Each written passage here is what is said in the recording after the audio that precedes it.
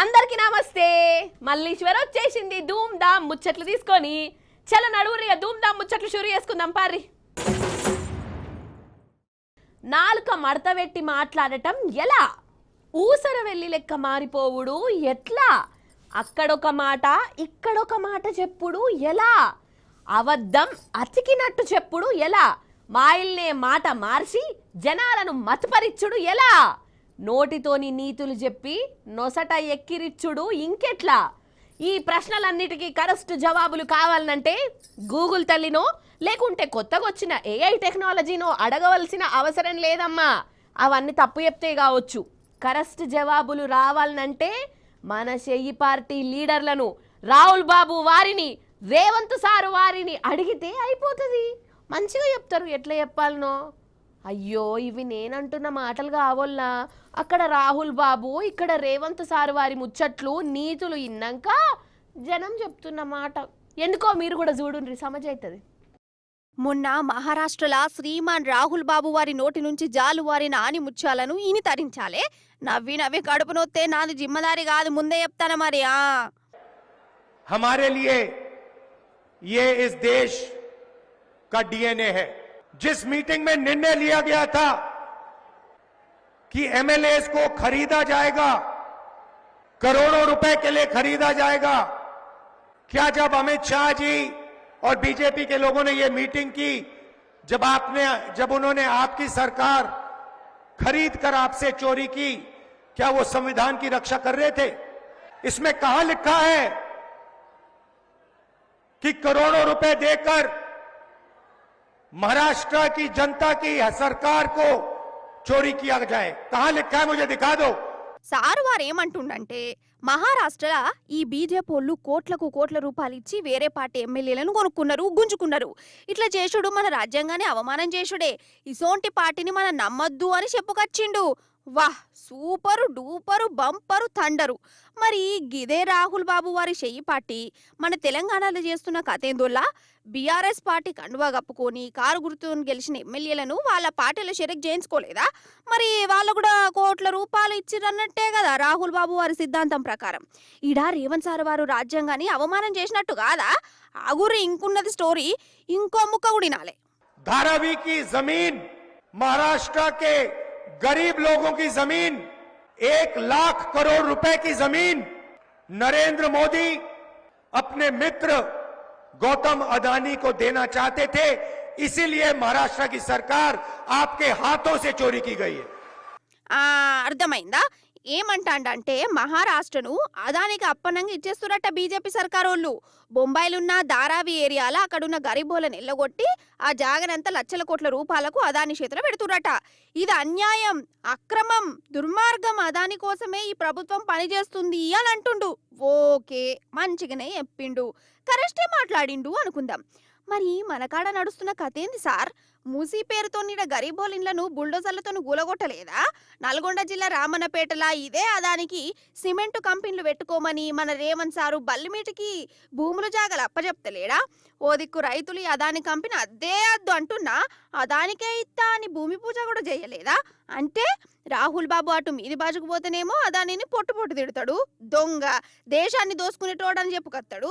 మన తెలంగాణనేమో షేయిపాటి ముఖ్యమంత్రి రేవంత్ సారు గదే అదానికి భూములు జాగలు ఖుషిగా అప్పచెప్తాడు. మరి గిదేం నియతి, గివ్వేం నీతి ముచ్చట్లు అంటే చూడు, జనాలకు ఎంత పెద్ద పువ్వులు పెడుతారు అసలు ఇల్లు. కూరల ముత్తం తల్లం వేస్తే 6 విషయాలుగా ఉంటుంది కాదోల్లా. వెనకట అంటే మంచిగా మార్కెట్ నుంచి అల్లం వెల్లిగడ్డలు తెచ్చుకొని మంచిగా ఓపికతోని పొట్టు తీసి వాటిని మంచిగా రోకల బండతోని నూరి అల్లం తయారు చేసుకునేటోళ్ళం. కానీ ఇప్పుడు అంతా రెడీమేడ్ జీవితాలే అయిపోయే. ఊర్లలోనన్నా అక్కడక్కడ అల్లం వెల్లిగడ్డలను నూరి పెట్టుకుంటారు, కానీ పట్నాలలోనైతే మాత్రం అమ్మ మరీ ఘోరం. అట్లా లేనే లేదోల్లా. ఓ 20 రూపాయలు ఎక్కువ పోతే మాయే నూరుడు తప్పుతుంది అని అనుకుంటా బజార్ల ప్యాకెట్లు డబ్బాలలో దొరికిన అల్లాన్ని తెచ్చి పెట్టుకుంటారు ఫ్రిడ్జ్లో. ఇక ఒక షిట్టం చేసుకొని కూరలు వేసుకుంటారు గలీజ్గా. కానీ ఇప్పుడు ఈ ముచ్చట చూస్తే మాత్రము గట్ల అల్లం పేస్టును బయట కొనుక్కొచ్చుకునేటోళ్లకు గుండెలల్లా రైలు బండ్లు ఉరుకుడు ఖాయం అనిపిస్తుంది. చూడుర్రీ ముచ్చటిగా. అగు చూడు రోల్లా అల్లం పేస్టే. అగు డబ్బాలలో డ్రమ్ములలో మంచిగా నూరి రెడీగా పెట్టిరు కదా. ఇగో ఇటేమో ఎల్లిగడ్డలు అల్లం బత్తాలు ఉన్నాయి. ఇంట్లో తప్పేమున్నది, మంచిగా పొట్టు తీసి నూరి అమ్ముతురు కావచ్చు అని అనుకోగల. అట్లా అనుకుంటే ఇక అసలు కేసు రత్తది. ఏందంటే ఇదంతా డూప్లికేట్ అల్లం. ఈ అల్లాన్ని కూరలలో వేసుకొని తింటే దావకాన్ల పడుడు ఖాయం. అందుకే కావచ్చు ఈ నడమ దావకాన్లన్నీ కిటకిటలాడుతున్నాయి. అయితే వీళ్ళు సికింద్రాబాద్ బోయిన పెళ్లిలా డూప్లికేట్ అల్లం తయారు సెంటర్ను పెట్టిరు. అల్లం లేకుండానే అల్లం పేస్ట్ తయారు చేస్తురు. మరి ఏం కలిపితే ఇట్లా వస్తుందంటారా? యాసిడ్ కలుపుతురటనోళ్ళ. అమ్మతోడు యాసిడ్తోనే అల్లం తయారు చేస్తురు. ఇక వీటిని మన హైదరాబాద్ సికింద్రాబాద్ హోటళ్లకు సప్లై చేస్తురట. ఇక ఆ పేస్ట్ను వాళ్ళు కలిపి మనకు మంచిగా తినబెడుతురు. మనం దావకాన్లతో వాడుతున్నాం అన్నట్టు. ఇక ఎప్పురి కథ ఎట్లున్నదో అంటే మనుషులు ఉండాలనా చావాలనా కాదోళ్ళ. పైసల కోసం మంది పానాలతో ఆడుకునేది కథ గాని ఆగుర్రి సికింద్రాబాద్ కథ గట్లున్నదా? ఖమ్మం హోటళ్లల్లో ఆఫీసర్లు చెకింగులు చేస్తే ఇగొగ్గి అల్లం బయటపడ్డది. ఇప్పటిదోనట ఈ అల్లాన్ని సబ్బులు ఫినాయిల్లో పెట్టి నిలువ ఉంచుతుర్రట. టెస్టుల కోసమైతే పంపిర్రు. అటెనక దీని కథ ఏందో బయటపడ్డాక ఖమ్మమోళ్ళు ఎంత కమ్మట అల్లం కడుపులు వేసుకున్నారన్నది తెలుస్తుంది.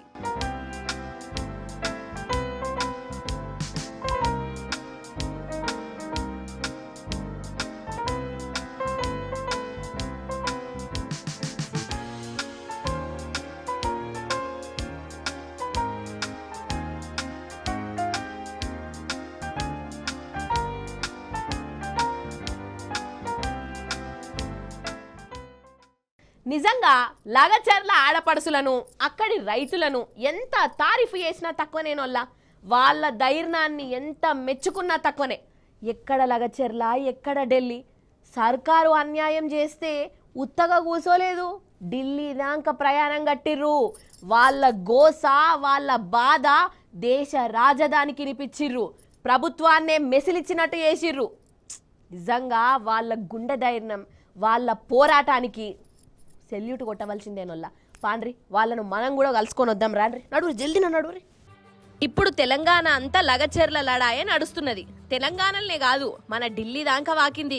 దిక్కుమాలిన ఫార్మా కంపెనీలు మాకాడద్దు, మా భూములు గుంజుకోవద్దు అని లగచర్ల రైతులు రోడ్ల మీదకి వచ్చిరు కదా. భూములు గుంజుకునేందుకు వచ్చిన ఆఫీసర్లకు అడ్డం పడ్డారు. ఇక అప్పటి సంధి లగచర్ల చీకటైంది. ప్రభుత్వం పగబట్టింది. అర్ధరాత్రి బెదిరింపులు, పోలీసు కేసులు, ఇంటర్నెట్లు బంద్ పెట్టుడు, ఆ ఊరికి ఇంకొకరు ఎవ్వరు పోకుండా తొవ్వలేకుండా వేసుడు. అసలు మనం తెలంగాణలో ఉన్నామా లేకుంటే ఇంకేమన్నా వేరే రాజ్యంలో ఉన్నామా అన్నట్టు వేసిర్రు. ఎమర్జెన్సీ లెక్కనే కొట్టింది. ప్రభుత్వం ఇంతగానము గోస ఉచ్చుకున్నా లగచర్ల ఆడపడుసులు మాత్రం ఊకోలే. వాళ్ళు ధైర్యంగా నిలబడ్డారు. ఇంటి మనుషుల కోసం, ఊరి బాగు కోసం లగచర్ల నుంచి ఢిల్లీ దాకా ప్రయాణం కట్టిర్రు. మన బీఆర్ఎస్ పార్టీ వాళ్లకు హిమ్మతిచ్చింది. ఇక వీళ్లతోని కలిసి ఢిల్లీ దాకా పోయింది. మానవ హక్కుల కమిషన్ ను కలిసిర్రు. రేవంత్ సర్కారు ఎట్ల గోస ఉచ్చుకున్నదో కండ్లకు కట్టినట్టు యువరంగా చెప్పిర్రు. ఇటు జాతీయ ఎస్టీ కమిషన్ కూడా మన లగచర్లకు వచ్చింది. అసలు ఏమైంది, తప్పేవల్ది, వీళ్ళని ఎందుకు సతాయించిర్రు, దీని వెనుక ఉన్న కంత్రేషం ఏంది, ఇగో గవన్నీ ఎంక్వైరీ చేసింది ఎస్టీ కమిషన్. నిజాన్ని నిగ్గు తేల్చింది. తప్పంతా రేవంత్ సర్కార్దే అని ఎస్టీ కమిషన్ వాళ్ళు కూడా చెప్పిర్రు. ఇక్కడ ఉన్న గిరిజన బిడ్డలు ఉండొచ్చు, మిగతా అందరి బిడ్డలు ఉండొచ్చు. మీరు ల్యాండ్ పూలింగ్ కావాలి, కొడంగల్ డెవలప్ కావాలి, కొడంగల్లో పబ్లిక్ ఎంప్లాయ్మెంట్ ఇద్దాం అనే గొప్ప ఆలోచన. నేను దాన్ని స్వాగతిస్తున్నా, తప్పులు పట్టట్లే. కానీ దీంతో పాటు ఇక్కడ ఉన్న అమాయకులు గిరిజన బిడ్డలు ఉన్నారు, మిగతా వాళ్ళు ఉన్నారు. వాళ్ళ ల్యాండ్ పూలింగ్ చేసే విధానంలో మీరు తప్పు చేస్తున్నారు. మీరు ల్యాండ్ కావాలని అడిగితే వాళ్ళు అవసరమైతేనే ఇస్తారు. బలవంతంగా తీసుకోవడానికి మీకు రైట్స్ లేవు. ఎట్టు పరిస్థితుల్లో వాళ్ళకి ఏం కావాలో ఇప్పుడు ఇక్కడ స్థానికులు నడుస్తున్న రేటు ఏం నడుస్తుందో ఆ రేటు ఇవ్వాలి. కానీ మేము గవర్నమెంట్ వాల్యూ ఇస్తా అంటే కుదరదు. దీనికి ఇంకా డబ్బుతో ముడిపడింది కాదు, ఇక్కడ సెంటిమెంట్తో ముడిపడింది.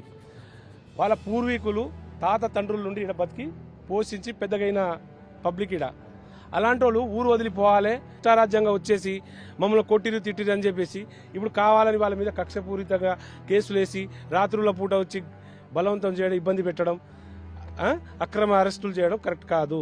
అరెస్ట్ అయిన వాళ్లను విడుదల చేసేదాకా ఈ కొట్లాట ఆపేదే లేదని లగచర్ల ఆడపడుసులు గట్టిగా నిలబడ్డరోళ్ళ. తెలంగాణ అంటేనే పోరాటం, తెలంగాణ అంటేనే తిరుగుబాటుతనం. మంచి చేసినోళ్లను నెత్తి మీద పెట్టుకుంటారు, కడుపుల దాసుకుంటారు. కానీ దోకా చేస్తే మాత్రం ప్రతి ఆడపడుచు మరలబడుతుంది. ఇప్పుడు అదే కథ అవుతుంది. రేవంత్ రెడ్డి బాగుపడు చేస్తాడు, మాకు మంచిగా చేస్తాడని నీకు ఓటేసింది నమ్ముకొని. కానీ మాకు మమ్మల్ని రోడ్డు మీద కూర్చునే పరిస్థితి నువ్వు చేసినావు. కానీ మేము గంటెడు భూమి సావని కూడా సిద్ధం, సత్యని కూడా సిద్ధం. లేకుంటే బామే భూమి తీసుకోమా, ఇల్లు తీసుకోమా, అంత తీసుకో, నీకు మంచిగా అవుతుంది. కానీ భూమి అయితే ఇయ్యము. మంచి మాటతో మనం చెప్పిన మాటతోటి నువ్వు ఏమో ఏడన్నా చేసుకొని ఏడన్నా పర్ణాకు పని చేసుకో కానీ మా దగ్గర వచ్చినామంటే సావని కూడా సిద్ధం 9 నెలలతోటి మేము పోరాడుతున్నాము అప్పుడు నీకు ఖ్యాల్ రాకపోయినా మీ అన్న తిరుపతి రెడ్డి వచ్చిందా నీవు వచ్చినావా కలెక్టర్ పోయి ఎన్నో మాటలు పోయి మేము ధర్నా చేసినాము కలెక్టర్ కాళ్ళ పడ్డాము మొక్కినాము ఎన్నో లీడర్ ఇచ్చినాము అప్పుడు మీకు తెలియపాయనా जमीन में काम करने वाला हम लोग चिक्कड़ खा करने वाला हम लोग इतना मेहनत करने मरने वाला को हमारा जमीन छीने लाया करके हम लोग को नींद नहीं आ रहा है। हम लोग को जमीन किधर भी जाएगा तो नजर से नीचे नहीं उतर रहा है जमीन। हम लोग को क्या कोई 10 एकड़ा नहीं 12 एकड़ा नहीं 2-3 एकड़ा है। जान जाएगा तो जाएगा मगर हम जमीन नहीं देगा। हमारा जान जाएगा तो कुछ फर्क नहीं पड़ेगा मगर हम जमीन नहीं देगा। हम लोग जमीन में खा के जमीन में बचने वाला है। నిజంగా ఈ లగచర్ల రైతుల తన్లాట లోకానికి ఎరకైందంటే దానికి మన బీఆర్ఎస్ పార్టీ కారణం వల్ల అటు పువ్వు పార్టోళ్ళు ఇటు ఎర్ర జెండా పార్టోళ్ళు ఈ రైతులకు హిమ్మతీయకున్నా మన బీఆర్ఎస్ పార్టీ బాధితుల ఎంబడి నిలబడ్డది. వాళ్ళ తన్లాట దేశానికంతా ఎరకయ్యేటట్టు చేసింది. వీళ్లకు న్యాయం జరిగేదాకా ఊకునేదే లేదని తేల్చి చెప్పేసింది. మణిపూర్లో ఏదైనా సంఘటన జరిగినప్పుడు దేశం మొత్తం బాధపడతా ఉంది. నిన్న ఉత్తరప్రదేశ్లో ఝాన్సీలో ఒక యాక్సిడెంట్లో పసిపిల్లలు చనిపోయారంటే అందరి గుండెలు రోధించినాయి. అదే మాదిరిగా లక్షద్వీప్లో అక్కడ ఆదివాసీలు తిరగబడితే అందరము బాధపడ్డాం. తెలంగాణ దానికి భిన్నం కాదు, లగచర్ల దానికి భిన్నం కాదు.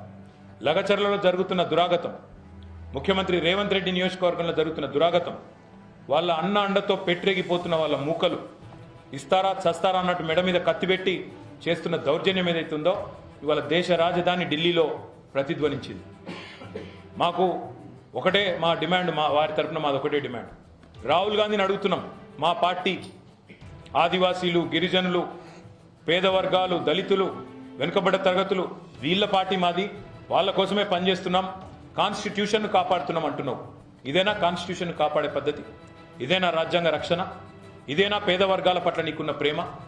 ఎందుకు మణిపూర్ గురించి మాటిమాటికి మాట్లాడే రాహుల్ గాంధీ ఎందుకు కొడంగల్ గురించి మాట్లాడవు? ఎందుకు తెలంగాణ గురించి మాట్లాడవు? తెలంగాణలో ఇన్ని దురాగతాలు జరుగుతుంటే నీ ముఖ్యమంత్రిని నియంత్రించే పరిస్థితుల్లో లేవా? ప్రధానమంత్రి మోడీ గారిని కూడా మేము అడుగుతున్నాం. ఇవాళ మీరు మర్చిపోయినట్టున్నారు అసలు తెలంగాణ రాష్ట్రం ఈ దేశంలో ఉందని, అక్కడ కొన్ని దురాగతాలు జరిగితే వాటి మీద స్పందించాల్సిన బాధ్యత మీ పార్టీకి కూడా ఉందని మర్చిపోయినట్టే కనబడతా ఉంది. అందుకే మేము అనేది, దయచేసి రేపు పార్లమెంట్ సమావేశాల్లో మేము కూడా దీన్ని లేవనెత్తుతాం, ఈ అంశాన్ని లేవనెత్తుతాం, రాజ్యసభలో లేవనెత్తుతాం, ఇతర పార్టీలు ఏవైతున్నాయో లోక్సభలో వారిని కూడా రిక్వెస్ట్ చేస్తాం, దయచేసి అక్కడ కూడా మాట్లాడండి ఈ అంశం మీద.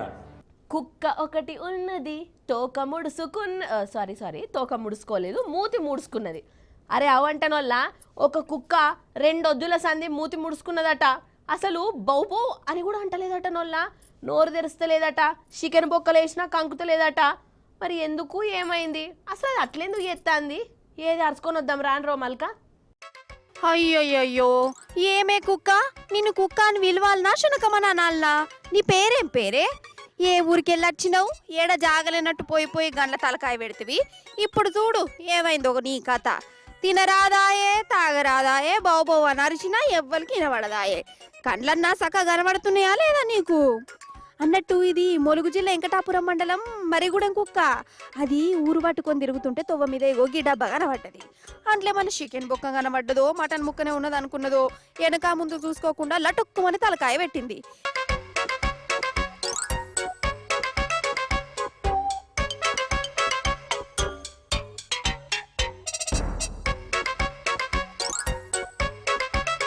ఇక చూడు దాని అవస్థ.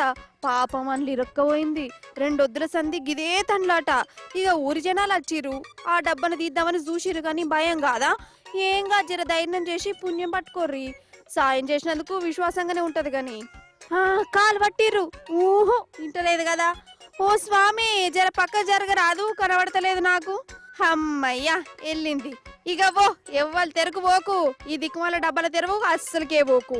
మొత్తానికి 2 రోజుల తర్వాత డబ్బలు ఇరుకమైన ముఖం గిట్ల బయటకు వచ్చింది. ఇక తనవి తీరా బౌ అనుకుంటే తిరుగుతుంది. ఇక జన్మల గిట్ల ఏడవర్త గడ తలకాయ పెట్టది కావచ్చు. అయినా జనం కూడా గిసొంటి డబ్బాలు గిబ్బాలు ప్లాస్టిక్ బాటలు ఏడవర్త గడ గవడెత్తే ఏందన్నట్టు. చూసినావా జీవాలు ఎట్లా తనలాడుతున్నాయో?